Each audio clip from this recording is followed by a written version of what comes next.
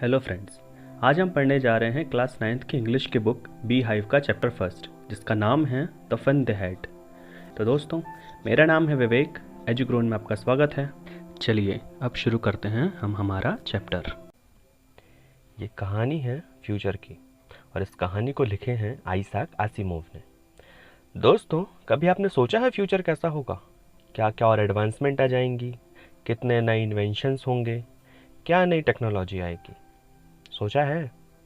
I am sure सोचा ही होगा। और अगर सोचा है तो आज की जो कहानी है वो हमें ऐसे ही एक फ्यूचर में ले जाएगी।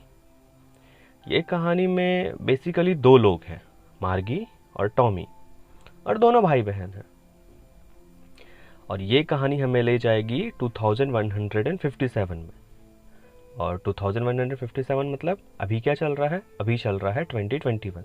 दैट मीन्स आज से 150 ईयर्स बाद की कहानी है ये। तो चलो चलते हैं फ्यूचर की दुनिया में। कैसा होगा हमारा स्कूल, कैसे होंगे हमारे लोग, और क्या टेक्नोलॉजीज आ जाएंगी, इसी को बताती हुई है ये कहानी। मार्गी डायरी लिख रही है और आज मार्गी ने अपनी डायरी में लिखा, ऊपर हेडिंग डालते हैं ना डायरी में, तो 17 मई 2157 आज टॉमी को एक रियल बुक मिली। मार्गी ने लिखा था अपनी डायरी में रियल बुक। यहाँ पर रियल बुक मतलब क्या होता है? क्योंकि वो आगे की कहानी है। ये जो कहानी है 150 साल आगे की है। तो उस समय टेलीविज़न स्क्रीन पर सारी पढ़ाई हुआ करती थी। जैसे अभी हम वर्चुअल क्लासेस में पढ़ाई में अपना टाइम, और जैसे हम अभी ई बुक और ई टेक्स्ट वगैरह में अपना टाइम यूटिलाइज कर रहे हैं, वैसे ही उस दौर में भी ये सारी चीज़ें ऑनलाइन हो चुकी होंगी। तो जब सारी चीज़ें ऑनलाइन हो चुकी होंगी तब जाकर के उस समय टॉमी को एक रियल बुक मिली थी। रियल बुक मतलब प्रिंटेड बुक। तो वो उनके लिए बहुत बड़ा अचीवमेंट था कि उनके जो एरा था, उनका जो दौर था, उनका जो टाइम पीरियड था, उसमें उनको एक रियल बुक मिली है, प्रिंटेड कॉपी वाली रियल बुक। तो मार्गी आगे लिखती है, वो बहुत पुरानी बुक थी। मार्गी के ग्रैंडफादर ने एक बार बताया था कि जब उनके ग्रैंडफादर छोटे थे, किसके? मार्गी के ग्रैंडफादर जब छोटे थे, तब सारी कहानियां ऐसे ही बुक्स में प्रिंट होकर आया करती थी। टॉमी और मार्गी ने उसके पन्ने पलट कर देखे तो वो पन्ने येलो कलर के थे और पुरानी होने के कारण उन पर सिलवटें भी आ गई थी। उस बुक के जो वर्ड्स थे वो अपनी जगह में जमे हुए थे, पर इनका जो टेलीविज़न स्क्रीन की जो स्क्रीन हुआ करती थी टेलीविज़न की, उसमें वो मूव करते रहते थे। तो जब उनने देखे कि एक रियल बुक में सारे के सारे वर्ड्स अपनी जगह पर जमे हुए हैं, तो ये बात उनको बहुत फनी लगी। टॉमी ने बुक देखा और बोला, क्या बकवास बुक है ये? तुमने एक बार इस बुक को पढ़ लिया, उसके बाद इसको फेंकने के अलावा कोई और रास्ता नहीं बचता है। जबकि हमारे टेलीविज़न स्क्रीन में मिलियंस ऑफ बुक्स हैं और इसमें और बुक्स भी आ सकती हैं। टॉमी कहता है, क्योंकि टॉमी का कहना था कि उसके पास जो टेलीविज़न स्क्रीन है उसमें बहुत सारी बुक्स पहले से आई हुई हैं, अपलोडेड हैं उस वाले टेलीविज़न स्क्रीन में, और जो ये वाली बुक है, इस बुक को एक बार पढ़ने के बाद फेंकने के अलावा कोई और रास्ता भी नहीं बचता है। तो मार्गी ने कहा, मेरे साथ भी ऐसे ही है। मार्गी सिर्फ 11 साल की थी और उसने टॉमी से कम ही बुक पढ़ी थी, क्योंकि टॉमी 13 साल का था। तो टॉमी ने मार्गी से ज़्यादा बुक पढ़ा हुआ था। तो मार्गी ने टॉमी से पूछा, तुम्हें ये बुक कहाँ से मिली? तो टॉमी पढ़ाई कर रहा था उस समय, पढ़ाई करते करते ही बोला, मेरे घर में रखी थी। तो मार्गी ने फिर उससे पूछा, अच्छा बताओ ये किस बारे में है ये बुक? तो टॉमी ने कहा, स्कूल के बारे में है। मार्गी थोड़ी उदास सी हो गई। स्कूल? ऐसा क्या है स्कूल के बारे में लिखने को? I hate school. अब मार्गी सोचने लगी, क्योंकि मार्गी को हमेशा से स्कूल से थोड़ी नफरत तो थी, पर अभी अभी कुछ ज़्यादा ही हो गई थी। क्योंकि उसका जो मैकेनिकल टीचर था, मैकेनिकल टीचर मतलब आज से जब हम फ्यूचर में 150 ईयर्स आगे की कहानी ये जो बता रहे हैं, इसमें और नॉर्मल टीचर नहीं हुआ करते थे, इसमें होते थे मैकेनिकल टीचर, मतलब एक रोबोट था, वो पढ़ाया करता था। तो मार्गी कहती है कि उसका जो मैकेनिकल टीचर था वो ज्योग्राफी में टेस्ट पर टेस्ट दिया करता था, और वो उन टेस्ट में अच्छा परफॉर्म नहीं कर पा रही थी, जिसकी वजह से उसे नफरत सी हो गई थी। मार्गी की मम्मी ने उसको काउंटी इंस्पेक्टर के पास ले गई। और काउंटी इंस्पेक्टर ऐसा कोई बड़ा सा इंस्पेक्टर नहीं था पुलिस वाला, काउंटी इंस्पेक्टर था एक तरीके का टीचर। तो जिस काउंटी इंस्पेक्टर के पास ले गई थी मार्गी की मम्मी ने, वो काउंटी इंस्पेक्टर एक छोटी हाइट का आदमी था। रेड सा मुंह था उसका, और उसके पास एक बॉक्स था जिसमें टूल्स रखे हुए थे। मीन्स जैसे कोई मैकेनिकल टीचर ख़राब हो जाए या फिर उसमें कोई प्रॉब्लम आ जाए, तब उसे काउंटी इंस्पेक्टर के पास ले जाया करते थे।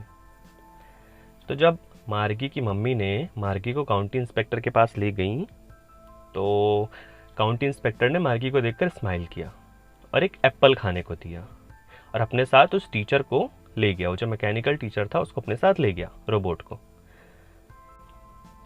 मार्गी मन ही मन सोच रही थी कि काश काउंटी इंस्पेक्टर को उसे ठीक करते ही ना बने, पर वो तो सब जानता था, आफ्टर ऑल एक्सपर्ट था वो। तो 1 घंटे के बाद वो फिर से ले आया मैकेनिकल टीचर को अपने साथ। मार्गी ने उसे देखा, मैकेनिकल टीचर को, वही उसकी लार्ज ब्लैक अगली सी स्क्रीन जिसमें सारे क्वेश्चंस और आंसर्स दिखते थे। वैसे मार्गी को ये उतना बुरा नहीं लगता था मैकेनिकल टीचर, पर उससे ज़्यादा बुरा लगता था वो स्लॉट, वो जगह जहाँ पर उसे अपना होमवर्क और टेस्ट पेपर डालने होते थे। रोबोट में एक ऐसी जगह थी जहाँ पर उसे होमवर्क और टेस्ट पेपर डालने होते थे। इंस्पेक्टर ने अपना काम ख़त्म किया और उसके बाद मार्गी की तरफ देखकर फिर से स्माइल किया और उसके सर में प्यार से हाथ फेरा। उसने मार्गी की मदर से कहा, ये इस बेचारी लड़की की गलती नहीं है मिसेस जोन्स, मुझे लगता है ज्योग्राफी का सेक्शन ही थोड़ा जल्दी शिफ्ट करने लगा है। ये प्रॉब्लम्स आ जाती हैं कभी कभी, मैंने इसे स्लो कर दिया है। असल में मार्गी की बाकी की प्रोग्रेस बहुत अच्छी है। यह कहकर उसने फिर से मार्गी के सर पे प्यार से हाथ फेरा। मार्गी थोड़ी उदास हो गई। वो इस होप में थी कि शायद इस बार टीचर से उसको छुटकारा मिल जाए। वो चाहती थी कि टीचर में कोई बड़ी सी प्रॉब्लम आ जाए और फिर जो काउंटी इंस्पेक्टर था वो टीचर को ले जाए, क्योंकि एक बार टॉमी का जो मैकेनिकल टीचर था उसका भी हिस्ट्री का सेक्शन पूरा ब्लैंक था। तो जब उसे काउंटी इंस्पेक्टर के पास लाया गया था तो काउंटी इंस्पेक्टर ने उसको पूरा 1 महीना लगाया था ठीक करने के लिए। तो मार्गी को लगा शायद मेरे साथ भी ऐसा ही हो जाए कि मेरे पास जो इंस्पेक्टर लेकर के गए हैं मैकेनिकल टीचर, तो मैकेनिकल टीचर को इंस्पेक्टर अपने पास ही रख ले, कम से कम 1 महीने के लिए तो रख ही ले। पर ऐसा हुआ नहीं।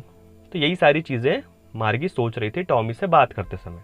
जब उसे बुक मिली थी ना, तब उससे वो बात कर रही थी ना, तब ये बातें सारी सोच रही थी। तो फिर उसने टॉमी से पूछा, कोई क्यों स्कूल के बारे में लिखेगा? तो टॉमी ने उसकी तरफ देखा और कहा, क्योंकि ये पुरानी तरह का स्कूल था, हंड्रेड्स एंड हंड्रेड्स ईयर्स पहले। मार्गी को और बुरा लगा। उसने कहा, मुझे नहीं पता उनके स्कूल्स कैसे होते थे। वो थोड़ी सी उदास सी हो गई थी। तो उसने थोड़ी देर वो बुक पढ़ी जो टॉमी के कंधे पर रखी थी। उसने वो बुक उठाई, थोड़ी देर पढ़ी और उसके बाद कहती है, एनीवे, उनके पास टीचर तो थे ना। तो टॉमी कहता है, हाँ क्यों नहीं थे, बट वो कोई रेगुलर टीचर नहीं थे, वो इंसान थे, ह्यूमन बीइंग हुआ करते थे, वो नॉर्मल आपकी और हमारी तरह। तो मार्गी एकदम से शॉक हो गई, बोली ह्यूमन बीइंग, इंसान कैसे टीचर हो सकता है? शॉक हो गई मार्गी। तो टॉमी कहता है, हाँ इंसान, ह्यूमन बीइंग, वो बॉयज एंड गर्ल्स को पढ़ाया करते थे और उनको होमवर्क भी दिया करते थे।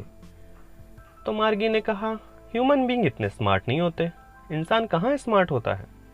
तो टॉमी ने कहा, होते हैं, क्यों नहीं होते, मेरे पापा भी बहुत स्मार्ट हैं, मेरे पापा भी जितना टीचर जानता है ना उतना ही मेरे पापा जानते हैं। मार्गी उससे डिसएग्री होती है बोली, मैं नहीं चाहती कोई अनजान मेरे घर में आए और मुझे पढ़ाए। टॉमी जोर से हंसते हुए बोला, तुम्हें कुछ नहीं पता मार्गी, तुम कुछ नहीं जानती। टीचर घर में नहीं आया करते थे, जैसे अभी हमारे घर में मैकेनिकल टीचर है ना, वैसे टीचर नहीं आया करते थे। वो एक स्पेशल बिल्डिंग में रहते थे और सब बच्चे वहां जाते थे पढ़ने के लिए। तो मार्गी कहती हैं, तो क्या सारे बच्चे एक ही चीज सीखते थे, सेम चीज? तो टॉमी कहता है, हाँ, अगर वो एक ही एज के होते थे तो वो एक ही चीज़ सीखा करते थे। पर मार्गी कहती है, मेरी मम्मी कहती थी टीचर को स्टूडेंट के माइंड के अकॉर्डिंग एडजस्ट करना चाहिए, हर बच्चा अलग होता है, हर बच्चे की अपनी समझ होती है। टॉमी थोड़ा गुस्सा हो गया। अब उसे गुस्सा आने लगी थी क्योंकि वो हर चीज़ में काउंटर आर्ग्यूमेंट करती थी मार्गी। तो टॉमी कहता है, उस जमाने में ऐसा ही होता था, तुम्हें पसंद नहीं आ रहा हो तो मत पढ़ो। तो मार्गी कहती है, मैंने ऐसा तो नहीं कहा कि मुझे पसंद नहीं आ रहा है। इतने में मम्मी ने आवाज़ लगाई मार्गी की, मार्गी स्कूल। मार्गी ने ऊपर देखा और कहा, अभी नहीं मम्मी। तो मार्गी ने कहा, अभी आओ, और टॉमी का भी पढ़ाई का टाइम हो गया है। मार्गी ने टॉमी से कहा, अच्छा हम ये बुक आगे भी पढ़ सकते हैं क्या स्कूल के बाद? तो टॉमी ने कहा, हाँ शायद। और ये कहकर टॉमी ने सीटी बजाई और सीटी बजाता हुआ बुक को अपने बगल में दबा करके ले गया। मार्गी अब अपने स्कूल रूम चली गई। स्कूल रूम उसके बेडरूम के जस्ट बाजू में था। जो उसका बेडरूम था, जहां वो रहा करती थी, सोया करती थी, उसके जस्ट बाजू में उसका स्कूल रूम था। तो जैसे ही वो स्कूल रूम के अंदर एंटर करी तो वहाँ पर मैकेनिकल टीचर उसका वेट कर रहा था। वो टीचर हमेशा वहीं होता था, सैटरडे संडे को छोड़कर, मतलब मंडे से लेकर के फ्राइडे तक उसका स्कूल होता था उसके स्कूल रूम में। और जैसे ही वो वहाँ पहुंची तो इतने में स्क्रीन ऑन हो गई और लिखा आया, today's arithmetic lesson is on the addition of proper fraction, please insert studies homework in the proper slot. Homework submit करते हुए सोचने लगी पुराने स्कूल्स के बारे में। पुराने स्कूल्स में सारे बच्चे आते होंगे, हंसते होंगे, चिल्लाते होंगे और मस्ती करते होंगे। कैसे अपने अपने घर जाते होंगे एकदम मस्ती करते हुए, सारी के सारी चीज़ें सीखते होंगे और होमवर्क में एक दूसरे की हेल्प भी करते होंगे। मार्गी स्कूल डेज के बारे में सोचने लगी कि वो कितने मज़े करते होंगे, क्योंकि पुराने दिनों के स्कूल्स में तो सब साथ में बैठ के पढ़ते थे ना।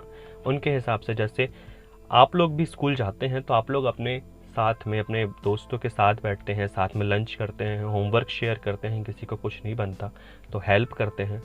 सेम वही चीज़ मार्गी सोच रही थी। मार्गी ने कभी ये चीज़ एक्सपीरियंस नहीं करी थी कि वो कभी स्कूल में जाए जहाँ बाकी बच्चों के साथ पढ़े, क्योंकि मार्गी जिस स्कूल में पढ़ती थी वो तो सिर्फ एक कमरा था उसके बेडरूम के बाजू में बना हुआ, और उसी कमरे में जा कर के वो पढ़ा करती थी। वहाँ पर एक मैकेनिकल टीचर था और मैकेनिकल टीचर उसको जो जो पढ़ाता था वो पढ़ लेती थी।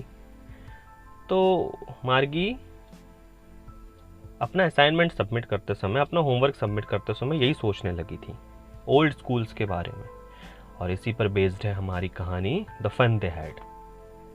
और ये कहानी है फ्यूचर की, और इस कहानी को लिखे हैं आइज़ैक आसिमोव ने।